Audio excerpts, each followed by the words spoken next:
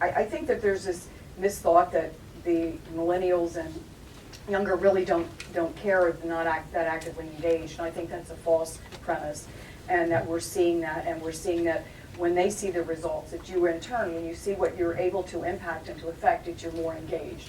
And so I think that's what we're seeing, is that there's more engaged in the election process than they have previously done before. And I think technology has certainly a lot to do with it. If I sit in this room and I say, who has a watch on, maybe a few people do, but if I say pull out your devices, everybody has one. And so I think that ability to feel you are engaged and involved in a campaign at some level, whether you're on the street or whether you're just reading or Facebooking or making comments, I think that level of engagement and enlightenment has gone up. And you all will, without question, and I assume John will back me up on this, and I hope he will, but you all, without question, will decide the outcome of this next election, period. I know that to be true. You'll decide it because you vote, or you'll decide it because you don't. But you will decide it.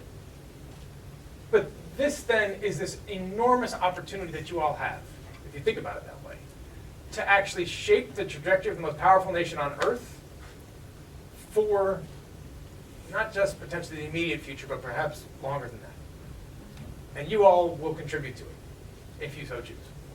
Not every generation can actually claim that, but you can, because your generation is bigger than any other generation in American history.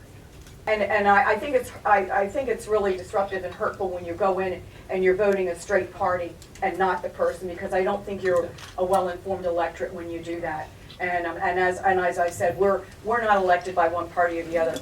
And particularly in Delaware, in large areas, we have a lot of independent voters who can swing an election. So when I'm knocking on doors, I knock on I never take anything for granted. And I think that pays off well in the end, because they know that you are really working for the people to try and solve issues, and it's not so much, as I had mentioned before, that political, that party stance or that whatever, because I don't agree with my party all the time. You can look at my voting records, and I doubt you do the same. But that's what you want. You want that person who is doing the homework like you're going to do your homework, and is voting more basically on issues rather than just towing a party line or something like that. And I would think that our younger generation, that's what they expect. They like that individual thought process, and they want their people to make those decisions based on those reasons.